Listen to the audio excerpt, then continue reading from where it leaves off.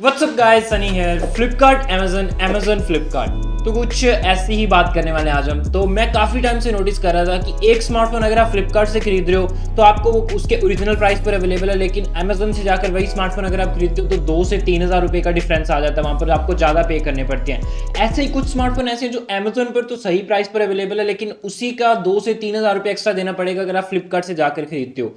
तो मैं काफ़ी टाइम से नोटिस कर रहा था, बट मैंने कहा ठीक है, मुझे पता है कि ऐसा क्यों होता है। तो बट फिर मेरे दिमाग में आया कि आप में से काफ़ी सारे लोग ऐसे होंगे जिनको ऐसा पता भी नहीं होगा, और वो एक सीधा सीधा कोई भी स्मार्टफोन जाके अमेजोन से खरीदते हैं और 2-3 हज़ार रुपये एक्स्ट्रा पे कर देते हैं, और उसके बाद में वो पछताते हैं कि काश हमने फ्लिपकार्ट से खरीदा होता। तो यार ऐसी चीज़ें होती कम है, लेकिन होती बहुत ज़्यादा लोगों के साथ है। समझ रहे हो मैं क्या कहने की कोशिश कर रहा हूँ?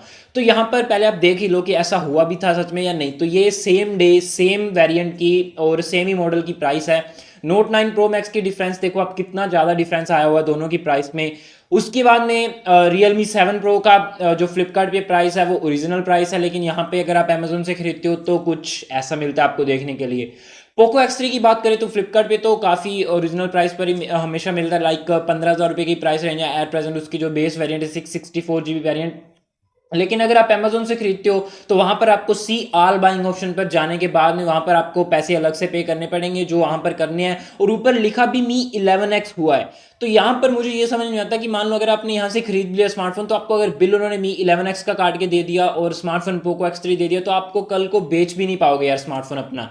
तो ये चीज़ें हैं कि, और इन चीज़ों का पता कैसे लगाएं और इनसे हमें बचा कैसे जाए, तो ये सारी चीज़ों के बारे में आज हम क्लैरिटी देखते हैं। तो जब आप पहले ये समझो कि आपको अगर कोई भी स्मार्टफोन खरीदना है तो आप मान लो 2 से 3 महीनों बाद वो स्मार्टफोन खरीदो, आपको क्या पता कि वो फ्लिपकार्ट पर पहले आया था या अमेजोन पर पहले लिस्ट हुआ था। यानी कि जब भी जैसे रियलमी के सारे स्मार्टफोन फ्लिपकार्ट पर ही लिस्ट होते हैं, अमेजोन पर बहुत ही कम स्मार्टफोन होते हैं, ज़्यादातर आप फ्लिपकार्ट से खरीदते हो।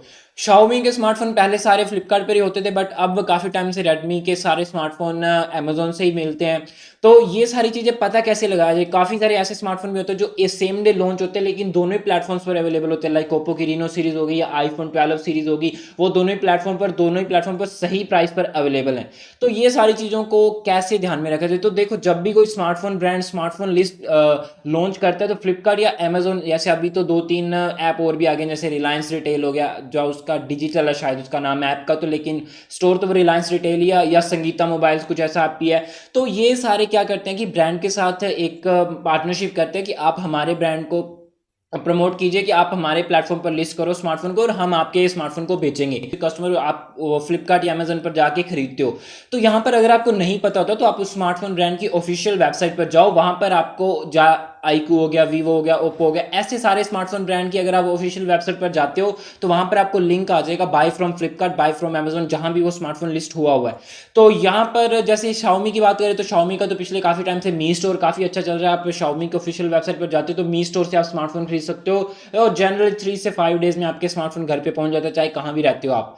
तो यहाँ पर जब भी आप स्मार्टफोन खरीदते हो तो वो देखा करो कि वो स्मार्टफोन सबसे पहले लिस्ट कहाँ पर हुआ था, फ्लिपकार्ट पर लिस्ट हुआ था या अमेजोन पर लिस्ट हुआ था। क्योंकि अगर तो आप रोज रोज टेक के बारे में सुनते रहते हो या अंदर घुस घुस के देखते रहते हो ये न्यूज या मतलब कि कुछ भी स्मार्टफोन्स के बारे में, तो आपको पता होगा कि ये स्मार्टफोन पहले फ्लिपकार्ट पर आया था और अब अमेजोन पर नहीं आ सकता, या ये अमेजोन पर आया था तो अमेजोन से खरीदना पड़ेगा।